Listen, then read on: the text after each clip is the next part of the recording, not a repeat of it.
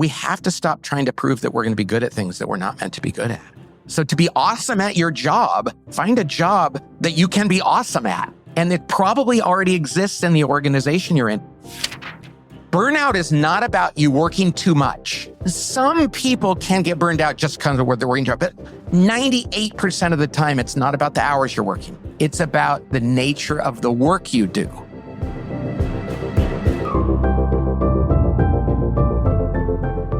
That's Pat Lencioni. He's best known as the author of The Five Dysfunctions of a Team and many other classic business books. And today, he's here to share powerful insights from his book, The 6 Types of Working Genius, a better way to understand your gifts, frustrations, and your team. Pat also hooked us up with a 20% off discount for his renowned Working Genius assessment with the code AWESOME, which is pretty cool. So you'll learn 1, how to stop feeling ashamed of your weaknesses, 2, the 6 types of working genius, and 3, the real reason why so many professionals are burning out. And if you want a quick summary write-up of these actionable takeaways that Pat shared, I recommend you mosey over to awesomeatyourjob.com and sign up for the free Gold Nugget email newsletter. I'm Pete Mockaitis. This is How to Be Awesome at Your Job. And now, here's Pat.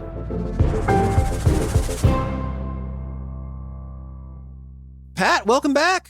It's great to be back with you. It's been a while.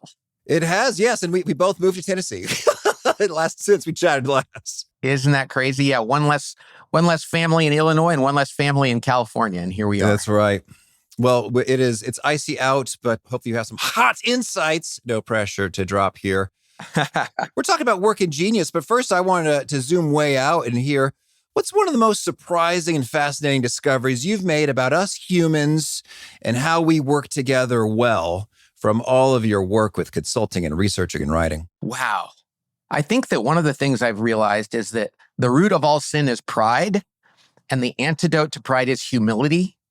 And humility is the key ingredient to relationships and teams and individual growth and relationships.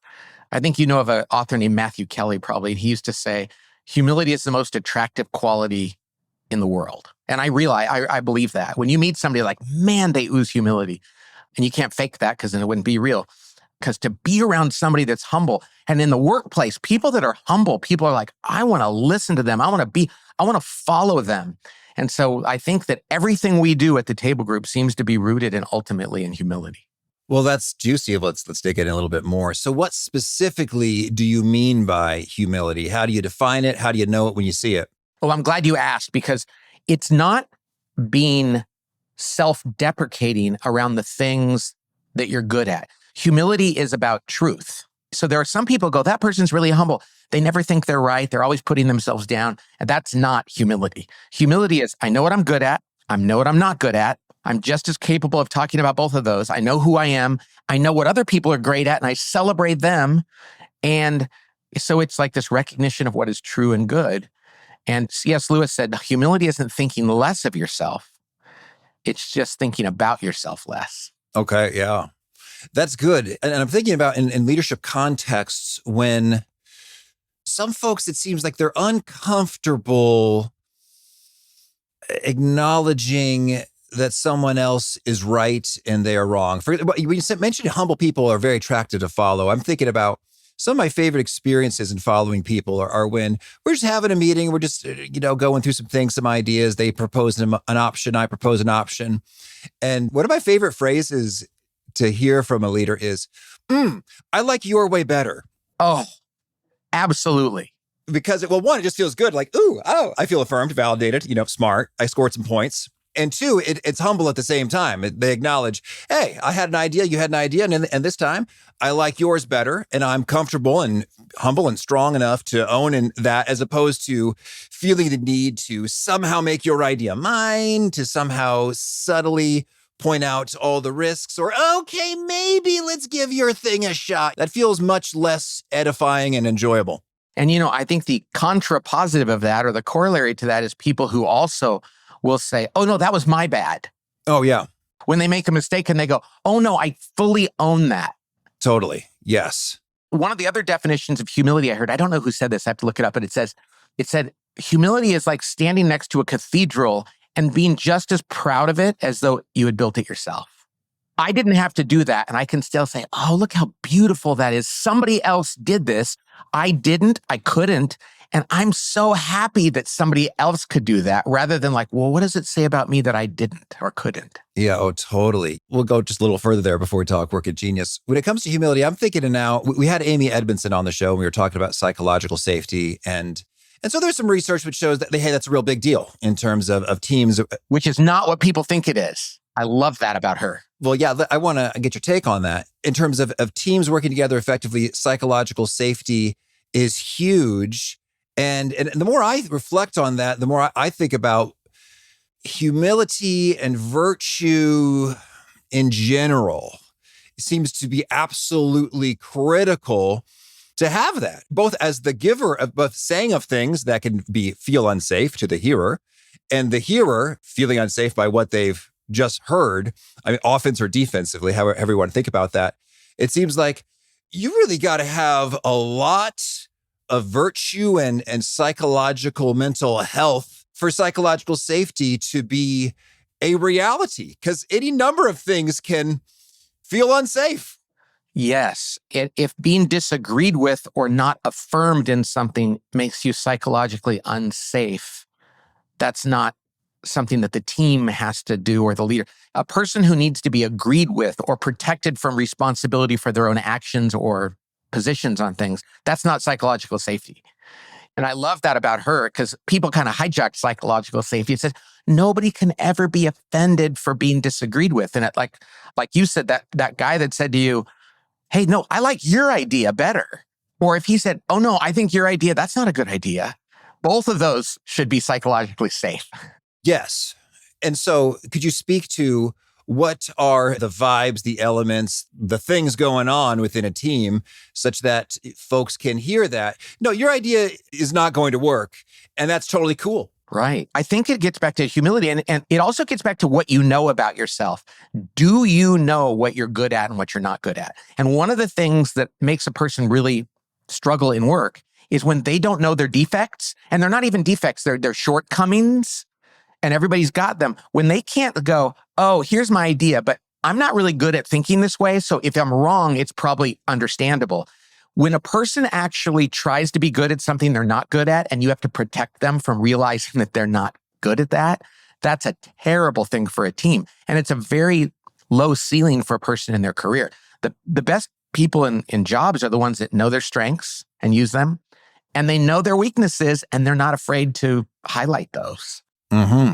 And so psychological safety has to be a person that's willing to acknowledge their weaknesses as well as their strength. Okay.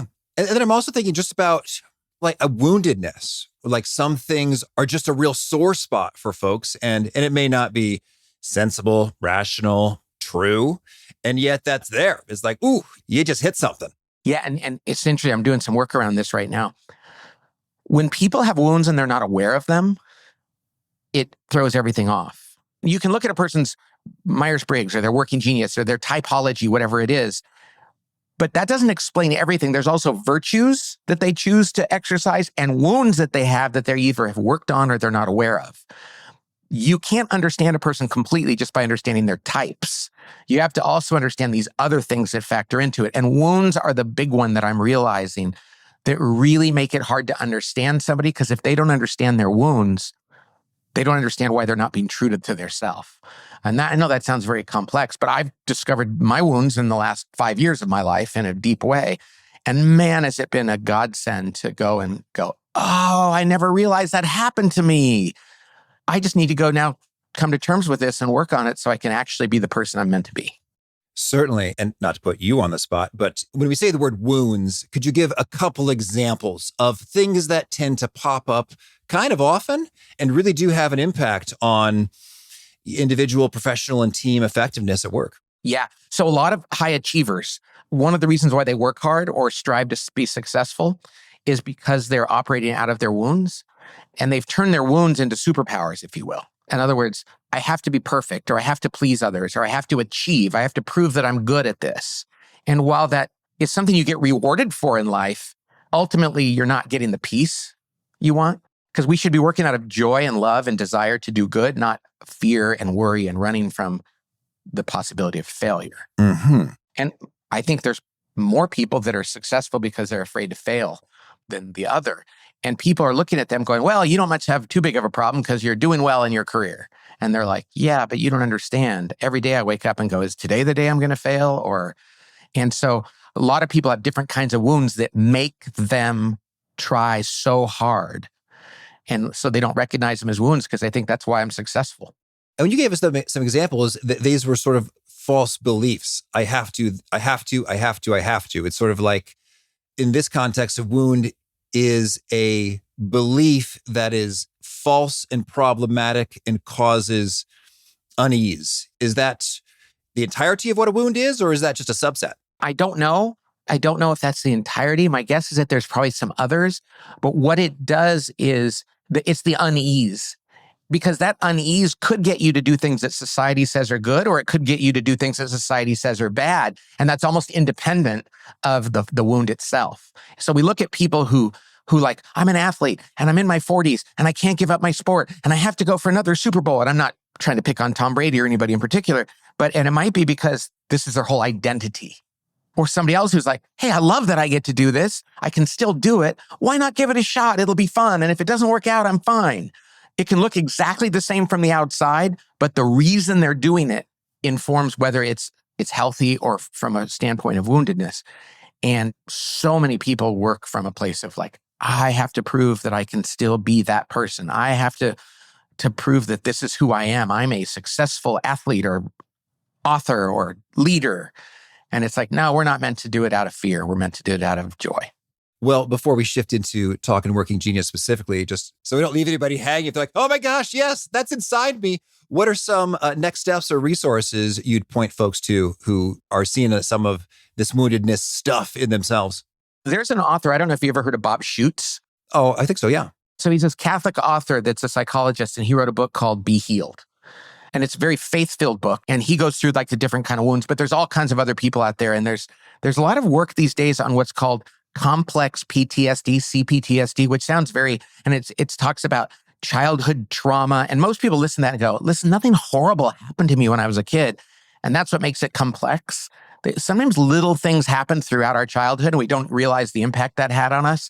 So I really recommend people look into those things. It sounds so deep and dour and psychological, but a lot of people have grown up with complex PTSD, which means you didn't really get affirmed as a child. You didn't really get paid attention to.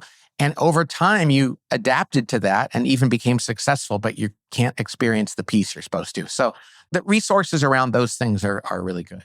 I like that a lot. And these notions of, it's not like an epic trauma in terms of abuse or whatnot, but I can still recall like, geez, 6th grade, I was the school store manager for our student council.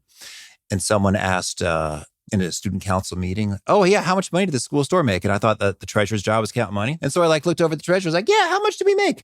And then the student council president said to me, like in front of everybody, like, actually, that's your job. And she pointed at me and I was like, oh, and it felt like profoundly shameful and embarrassing in that moment. And in a way that there are echoes of that in terms of if I screw up and somewhat on something that's kind of important and maybe kind of public, it's like, oh, there's some reverberation there. Yes. And what somebody would say is, was that the first and only time that happened? Or did that actually provoke memories of things that happened when you were younger or other things? And that's the thing. Sometimes somebody has just one incident and you go, that's called PTSD. And sometimes it could be something horrible, like you got beaten up by somebody or something like that. Sometimes it can be embarrassed in front of and that was the only time, but you remember it. But often what people realize is they go, oh, actually, I was kind of treated like, you better not mess up. You better not mess up. You better not mess up. And then when you did, it was like, oh, it all came crashing down. And there's really good, normal psychologists out there. I'm a believer in using one that has faith because for me, that's critical. And they help you go through and they go, I wonder if anything else happened. And they can help you think through those things, reprocess them and let them go so you can move on in your life. Mm-hmm. So this isn't about wallowing in self-pity or making a big deal out of something small. But it's also not about dismissing things like, just dust yourself off. Sometimes stuff happens when you're young. For me, there was kind of an implied thing like, you kind of need to be perfect. And there's reasons for that. And so from age 5, I was like, well, I better please my parents, my teachers, my coaches, my bosses. So I became this pleaser of everyone, which is not healthy. So I had to kind of go explore that. And boy, thank God for that, because I'm learning how to enjoy life more and do my work from a place of excitement about getting to use my talents, as opposed to running from the possibility that I might fail or let somebody down. Mm-hmm. Oh, Pat, so much good stuff. This is just a warm up. We were talking about Working Genius. Well, luckily, Working Genius connects to all this. Oh, absolutely. Well, tell us, what's the big idea behind the 6 types of working genius? So I'm going to start with this. It's really about avoiding guilt, shame, and judgment in life. Now, people are going to be like, well, but wait, I thought it was a working tool. Working Genius is about understanding the reality that you're really, really good at a few things. And those are gifts that God gave you, and you're meant to use those. And you're also not very good at a few things. And sometimes you have to do those things, but you shouldn't feel bad that you're not great at those. So let me tell you how it came about, and I think it might be helpful. It's so funny. When I was on your podcast in 2020, do you remember the month I was with you? I can look it up right now. Because I think this idea came about in that very month. Oh, we published it in March of 2020. Oh, okay. Oh, wow. Just when things were popping off, huh? Well. So 2 months later, I was back at work. So it was right after I was on your podcast last. And I was doing my work on Zoom because COVID was still kind of lingering there. So I was in this one Zoom call, and I was with a bunch of Catholic priests teaching them how to be better leaders and managers. And I love that. And because I work with a lot of churches. And I was really excited and really in a good mood. Then I had to have another Zoom call with a team that had worked on something. I needed to give them feedback about how they needed to work harder and do more. And I was really bummed. I didn't like doing that. And then I had another meeting where I talked about a podcast we were starting. I was really excited. And the woman with me, Amy, she said, Pat, why are you like that? And I said, what? And she said, why do you get so excited, then so bummed out, and then so excited? And I thought, I don't know why I'm like that, but it's been going on for 20 years. And I want to figure it out. And that, by the grace of God, prompted me with a whiteboard and a pen to sit down and figure out, what is it about those moments when I get bummed out and the moments that I'm excited? What am I doing in those moments? What kind of activities am I involved in? And the next thing I knew, I had these 6 circles on the board, which were the different kinds of work that are involved in any kind of project or any kind of work at all, at home, at the office, whatever. And I thought, oh, I love doing these 2. These 2, they're okay. These 2, oh, I really don't like those. What's going on? And what I found out was I was doing something that I wasn't really great at every day. Every day I'd come to work and people in my office go, do that for us, do that for us, do that for us. And I thought, well, I'm the leader of the company. I guess I have to do it. And I think leaders are supposed to do this. And it was burning me out hard over the course of many years. Well, I wasn't coming up with a book or a new product. I was just trying to explain my own behavior. One of our consultants saw the model on the whiteboard, and we told him about it. And the next day he was working with the CEO who was really struggling. He goes, let me show you this model I just saw yesterday. And he put it up on the board, and the guy had tears in his eyes. And he was like, oh, that explains it, why I'm so unhappy. And so we were like, whoa, maybe there's something universal here. And so 5 months later, we introduced an assessment to help people understand their working geniuses. And now we're going to get to 2 million people doing this.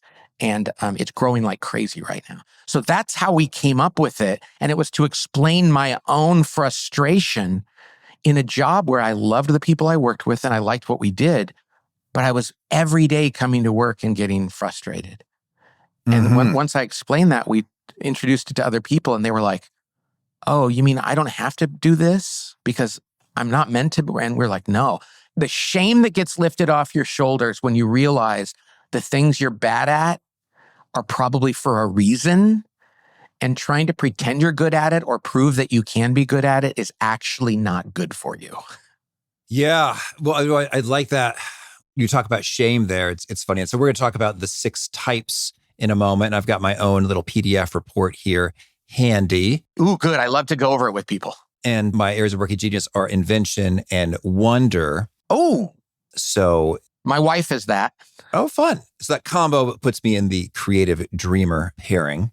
So, and we'll talk a little about what these words mean, but what's interesting is like, and I really do. I love thinking about new cool ideas and the implications of it and how that might unfold and how that could be super valuable and transformational for folks. And it gets me so fired up. But then you talk about shame in terms of like my email inbox is rarely at zero. It feels like a slog to just, I got to do this. I got to process this stuff. What are your lower letters? W and I at the first two. What are the others? Wonder and invention. And then my lowest ones were discernment and enablement. Okay. So in the middle, you have GT. It's so important to understand these things. And we were just talking today. I have a Working Genius podcast where this is all we talk about. It's almost more important to understand your frustrations because that's where we get our shame. People say, you come up with lots of good ideas and you're a deep thinker, but how come you don't respond to people faster when they need your help? And you're like, oh man, it's like, because you don't have enablement. It's not an excuse. It's an explanation for why that doesn't give you joy and energy. See, that's what this is all about. It's like, Pete, what gives you joy and energy? You are naturally going to be better at that. God wired you to be good at that. You should lean into that as much as you can. And when you struggle with something, you can say, hey, I'm really sorry I didn't get back to you. It's not a strength of mine. And I'm okay with that. Yeah. Now, they may or may not be okay with that on the receiving end. But when you can say it's not because I don't care, it's just because that is one of the things that I really struggle with. And I'm not going to try to get good at what I struggle with at the expense of exercising the things I'm supposed to be doing. Mm-hmm. I hear you. Well, thank you. So Pat has spoken. I am absolved from shame. And I picked up my phone because you would not believe the number of messages I have. My wife cleaned this out for me the other day, but I have 549 voicemails that I haven't processed yet. Mine just says it's full. It just stops at a certain number. Okay, well, so we dropped some words, some wonder, invention, enablement. So you got 6 words. Could you unpack each of them for us? Yeah, I'll try to do it fast too. So there's 6 types of work. I don't care if you're launching a new podcast or starting a company or rebuilding your home or planning a vacation. I mean, any project of any kind involves 6 different tasks that you need people to do. And none of us have all of them. It's a wonderful thing. We need each other to do that. Here are the 6 types of work. And I'm going to start from up in the clouds where it happens in a fairly theoretical way, all the way down to landing the plane on the ground. So the first one that's up there in the clouds is called wonder. What's one of your geniuses? The genius of wonder is something that most people were never rewarded for as a child because you don't see people doing it and it's not very practical in the school kind of sense. And that is people with a genius of wonder get joy and energy out of pondering big questions. They can sit for a long time and they literally say I wonder why things are like that. And maybe there's a better way. I wonder if our customers are really happy. Or why do we live here? Do we really need to live here? They're asking the big question. And this is where all new things start. And these are people that they love to be curious and they can do it for a long time. I mean, a lot of people say, well, I can do that for 5 minutes. No. These are people that can ponder things deeply. That's the first genius. But when you ask the big question, then somebody else comes along with the next genius, just slightly down below the clouds, but still up there in cloudiness. And that's the genius of invention, where that big question that somebody asks, the next one is, let me try to come up with an answer.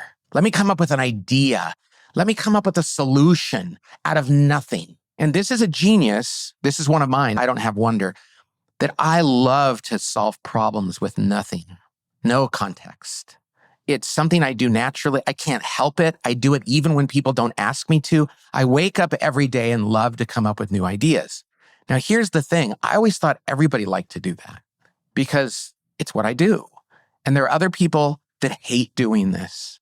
I like to say one man's trash is another man's treasure. And you're a WI, just like my wife, Pete, and you live in a world of ideation. These are the 2 ideation geniuses. And that's just what you do. Now, there's things in jobs and things in life that we have to do that don't fall into those. We have to do them. but you are drawn to this. And so is my wife. And after 25 years of raising kids, and I helped her, I was very involved in our kids' life, but she was home and driving them and paying the bills and doing the laundry and making sure that the day worked and they got to the appointments they needed to and the doctor and solving all those tactical problems.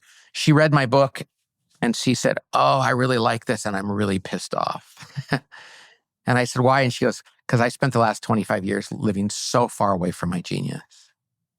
Now, what's interesting about that, Pete, is before we came up with this, I knew that she wasn't like wired to do a lot of the detail stuff day to day. And I said, "Why don't we hire somebody to take some of that off your plate?" And you know what she said? She said, No. My friends are good at this. They can do it. And if they can do it, I should be able to do it too. See, she was comparing herself to others who had different wiring. And like Teddy Roosevelt said, comparison is the thief of joy. So when you do have to do some of that stuff, because we all do, you can go, "Yeah, this isn't my thing. I don't get any joy and energy from that. I'm going to grind through this, but I'm not going to pretend like there's something wrong with me for not liking it." Mm-hmm. Make sense? It does, yes. So the first two geniuses are yours and my wife's: wonder and invention. Those are your favorite things to do. The next genius that comes after that is called discernment. Now, discernment is the genius of having, like, you can look at multiple variables and put them all together. You're really good at like instinct, intuition, and pattern recognition. And this is one of my geniuses. It's not my wife's, but I love guessing the answer, and I usually guess pretty close. And somebody can come to me and they can say, "I need to make a decision." And even when I don't know a lot of detail about it, I can usually come up with a pretty good judgment.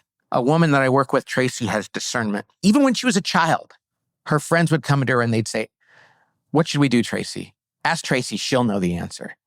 And Laura and I will be like, "Should we refinance our house?" She'll say, "Ask Tracy what she thinks." Tracy's not an expert on home financing. What she is she's got really good judgment. And so in our company, I trust Tracy implicitly with everything in running our company. She's one of the founders. And if it's a financial decision or a strategic decision, I'll always run it by Tracy because her gut is so on. A lot of spouses, if they have I and their partner has D, they really misunderstand each other because they'll come up with an idea and their spouse will tell them why it's not going to work. And they'll go, "Why are you so against my ideas?" And they're like, No, I love you. I just want to make sure you don't drive the car off a cliff in pursuing this idea.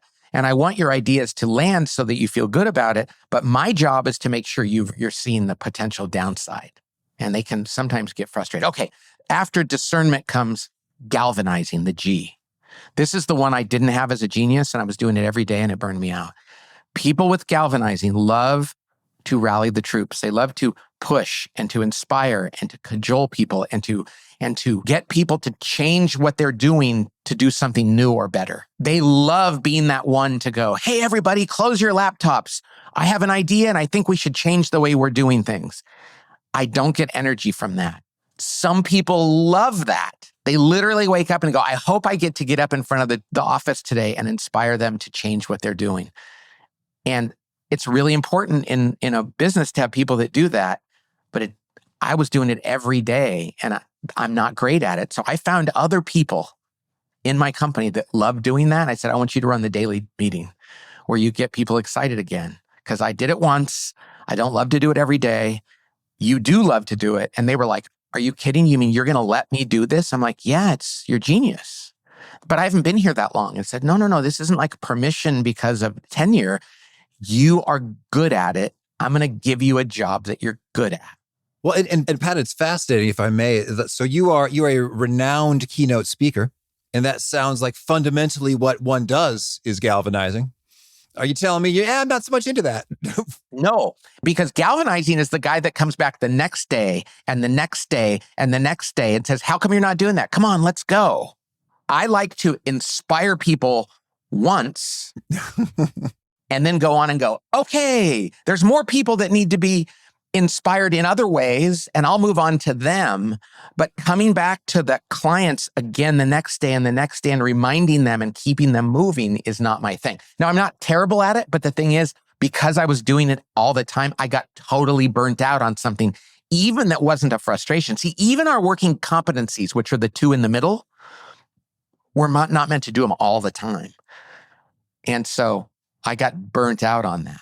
So those two in the middle are called activation. You ideate, Pete, and then you need people to activate your ideas to make sure they're on the right track and to get people excited. And then come the last two geniuses. And the next one is called enablement, the E. And people with the gift of enablement, which neither you or I have at all, are the ones they just love to come alongside other people and help them get it going. So when somebody says, I need help, they impulsively, because they love doing it, they go, yeah, I'll do it. Like they get joy and energy out of saying, yes, what do you need? And there are certain professions like nurses, and we tend to say they're an angel. Yeah, there is a wonderful virtue in that. But also, if they're built to do this, they just love when people say, I need something. And they go, I want to be the one to say yes. Mm-hmm. And it's not because they're easily manipulatable or just nice. It's because they really get fed. And there's certain customer service roles that people love. Oh yeah, I can do this every day, all day long. There's certain flight attendants, when you call the flight attendant button, they come over to you and like, yeah, what do you need? They love responding and saying yes. The last is the T, which is tenacity. These are people that get joy and energy out of finishing things. They love the last part because they love to get things across the line.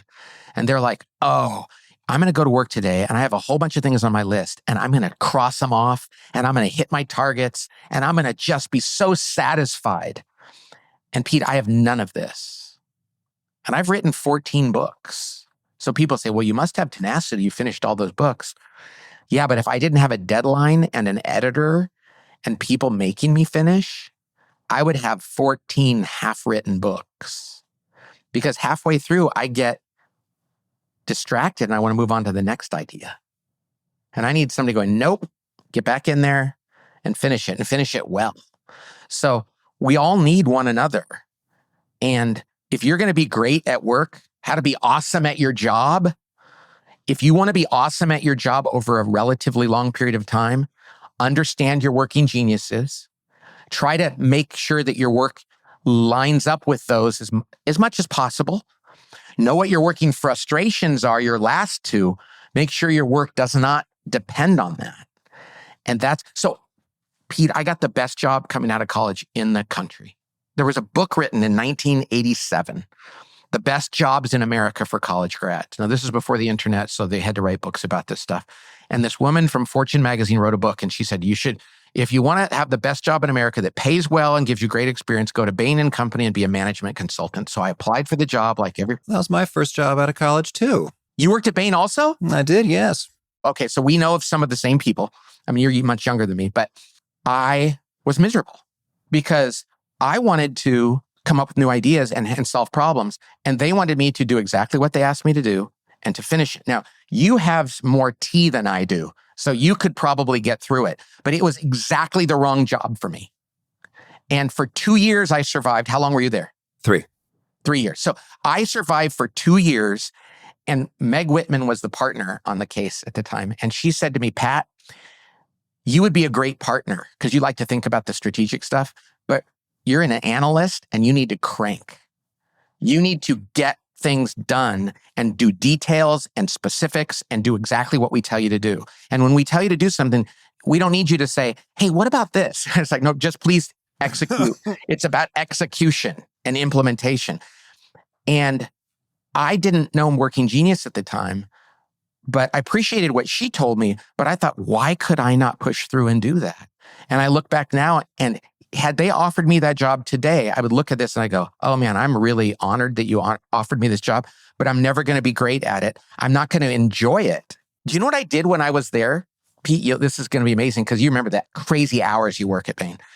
I would stay at night from 9:30 at night when I stopped working till 1 a.m. and write screenplays just to get myself through it, just to tap into my creative skills because I'm a writer. So after they would say, okay, it's 9:30, you can go home now. We'll see you in the morning. I would often stay and work on my screenplays and I realized now I just needed to feed my creative side. Wow. So knowing that, Bain should never hire an analyst that had my profile. I was not going to be awesome at my job there. Yeah. I was not going to be awesome at my job there. And man, I just want every student to figure out what their working genius is so they don't take a job that they're not meant to be great at it and then come out of there with no confidence and feeling like they should be ashamed of themselves. I struggled with that for years after I left Bain. Yeah, I hear that, and that's well said. And it really does a great job of demystifying, because long hours, it's interesting. Sometimes long hours are a brutal slog that turn you into a burnt out, depressed mess. And other times, long hours are like, this is one of the most thrilling seasons of my life. Oh, and burnout is not about you working too much. Some people can get burned out just because of where they're working too much, but 98% of the time, it's not about the hours you're working. It's about the nature of the work you do. And I can come home from work after a 12-hour day and my wife can say, wow, you're energized, aren't you? And I'm like, oh, it was a great day. I was inventing and discerning. I was using my ID and I was doing this. I worked at a bank as a bank teller. 3 hours into every day, I'd be staring at the clock. And I swear it was like moving backwards. Like, hey, what's going on? It's about the nature of work. And so when somebody's getting burned out at work and they go, oh, just take some time off. It's like, no, I'm just going to go golfing and be depressed about the fact that I'm going to have to go back and keep doing the thing I hate. When you find work that gives you joy and energy, it's such a gift because you're almost never going to burn out. And you're going to go home at night to your family with more joy and energy for them too. But when you have a job that's draining you, I like to say that your two geniuses, Pete, are like pouring coffee into a Yeti mug. I have a Yeti mug thing around here and screwing the lid on tight. It'll hold its heat forever, right? You can get burnt after 8 hours. Like, hey, why is this so hot? Because that's your working genius. Your next two, your working competencies, and for you, that's G and T, which lends themselves to Bain. That's pouring coffee in a cup and putting a lid on it, like a paper cup like this. It's going to stay warm for a while. Your working frustration is pouring coffee into this cup, but there's a little hole in the bottom. Mm-hmm. And it drains out almost immediately. It robs you of joy and energy. So if you don't know what your genius is, your competencies, and your frustrations are, you can't possibly know about how to be awesome at work. Now, here's the thing. I love talking about this. You don't need to change careers or even jobs to find a better fit for your geniuses. Sometimes you just need to go to your manager and say, hey, I want you to look at my report. And we had a guy shortly after we introduced this who had a performance review. And he said it was not going to be pleasant. He goes, I'd had a bad year. So I go in there, I sit down with my manager and my manager's manager.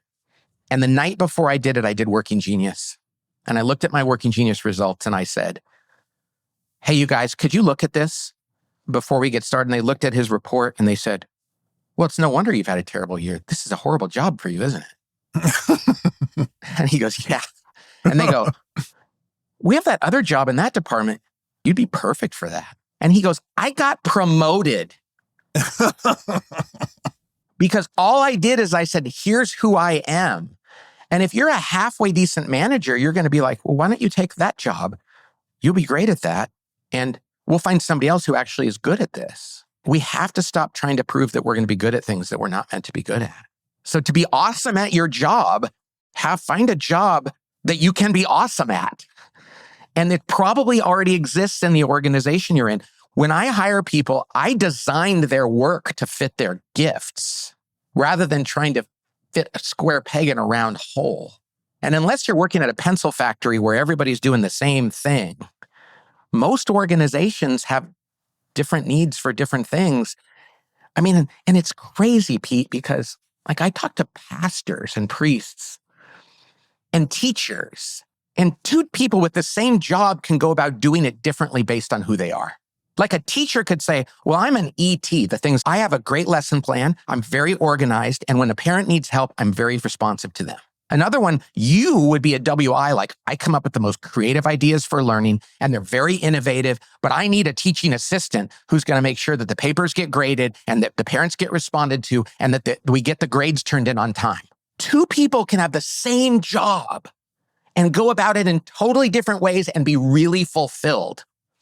But if they try to do that job in exactly the same way, no teacher is good at all of it. No CEO, no anything is good at all of it. So design your work around what is needed. If I were to go back to my dad when I was a kid and I felt guilty about not liking doing the lawn, I'd have probably said, hey, Dad, I want to help you. Could I have some input into how I do this? Like, would it be okay if I came up with a new way to plant flowers or to do this? Can we involve some of my invention and discernment? And there's a dang good chance he'd have said, sure. I just want you to come out here and help me.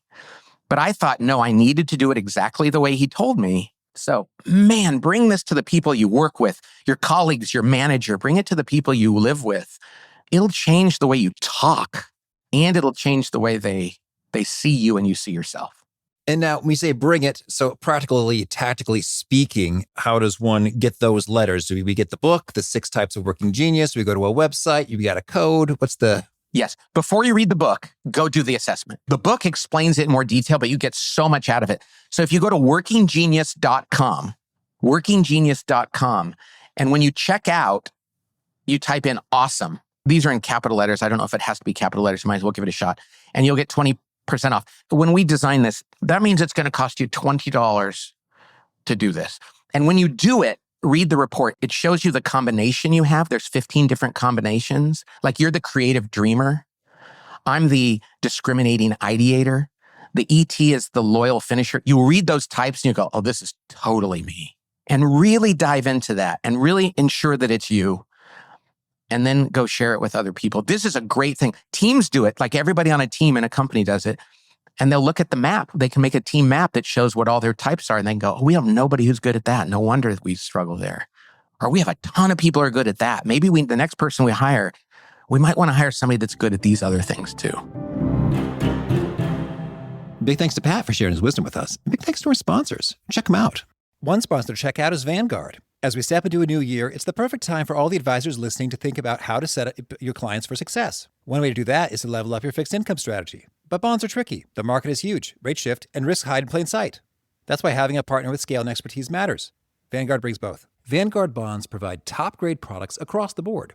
Their lineup includes over 80 bond funds actively managed by a 200-person global squad of sector specialists, analysts, and traders. Vanguard's been in the game for a long time at a scale that gives them a serious edge. They're able to invest across many sectors, maturities, and geographies, spotting opportunities that others might miss. Vanguard takes a steady approach, focusing on reliability and consistency. So if you're looking to give your clients consistent results year in and year out, go see the record for yourself at Vanguard.com/audio. That's Vanguard.com/audio. All investing is subject to risk. Vanguard Marketing Corporation, distributor. One sponsor to check out is Monarch. I don't enjoy thinking about or fiddling with money, so I love resources that make this quicker and easier. Set yourself up for financial success this year. Monarch is a gorgeous personal finance tool that makes your money life easier. It brings your whole money picture from budgets to accounts and transactions and investments into one super handy dashboard on your phone or laptop. I was such a fan of the old Mint.com and was super bummed when it disappeared. But the good news is that Monarch was founded by a team that includes the original product manager of Mint, and I dare say it's even better. I like the graphical summaries that help me drill down into things quickly and easily, and helps me get to the bottom of anything that just seems off or weird, or helps me zero in on great opportunities for savings faster. In fact, Monarch helped the average user save over $200 per month after joining. So set yourself up for financial success in 2026 with Monarch, the all-in-one tool that makes proactive money management simple all year long. Use code AWESOME at Monarch.com for half off your first year. That's 50% off your first year at Monarch.com with code AWESOME. One sponsor to check out is Shopify. When you're starting something new, what ifs abound. What if I fail? What if nobody cares? What if nobody buys my stuff? Shopify can help make things easy. Shopify is the commerce platform behind millions of businesses around the world and 10% of all e-commerce in the U.S., from household names like Magic Spoon and Allbirds to brands just getting started. Shopify facilitates everything from inventory to payments to analytics and more. No need to use a dozen different software tools. Everything's all in one place, making your life easier and your operations smoother. And what if you get stuck? Well, Shopify is always around to share advice with their award-winning 24/7 customer support. You can get started with your own design studio with hundreds of ready-to-use templates. Shopify helps you build a beautiful online store that matches your brand style. It's time to turn those what ifs into ka-ching with Shopify today. Sign up for your $1 per month trial today at shopify.com/awesome. Go to shopify.com/awesome. That's shopify.com/awesome. Ka-ching. All right. Well, as we wrap up, I want to hear quickly about a few of your favorite things. Can you give us a favorite quote, something you find inspiring? Most of them are from the Bible. Okay. I love my burdens are light. Come follow me and I will give you rest. I love comparison is the thief of joy. I love that. We compare ourselves to others and we just feel bad. So don't do that. So that's a favorite quote too. And a favorite study or experiment or bit of research? I love that one that says, when somebody asks you to do a favor for them, you'll do it. But if they try to pay you to do it, you're less likely to do it because you're thinking about it in economic terms. And we tend to think like people have a generally good nature. When you need help, realize it's not an economic decision for most people. It's a desire to help. All right. And a favorite book? I think my favorite book ever is a book called Brother Odd. Brother Odd, ODD. It's about this character named Odd Thomas who's really interesting. And a favorite habit? Every day I wake up and I listen to the readings of the day from church. Because I used to think, how can I do this? And I listen to, in the Catholic Church, there's a Old Testament reading or a letter and the Psalms and then the gospel. And every day I listen to those when I wake up and I start my day like that. And is there a key nugget you share that has really seemed to connect and resonate with folks? A pat quotation that seems to really have legs? Yeah, that the most important things in life are simple but difficult. Complexity is not the answer. It's like coming to terms like, what's the simple solution to this that I don't want to do because it's hard? And we need to avoid that, looking for that complex solution that'll be easy, which doesn't exist. So life is simple but difficult. Okay. And if folks want to learn more or get in touch, where'd you point them? My company is called The Table Group. And if you go to tablegroup.com, you can find out about all the other stuff we do around teamwork and leadership and meetings and consulting and all that kind of stuff. And then we do have a podcast called The Working Genius Podcast, and we do one called At the Table, which is just about work. And do you have a final challenge or call to action for folks looking to be awesome at their jobs? Yeah, be vulnerable. Show people what you're good at and what you're not good at, and realize that vulnerability will feel a little risky and good things happen through that. All right. Pat, it's been a pleasure. Thank you. I hope we get together sometime, Pete, since we're living in the same city now.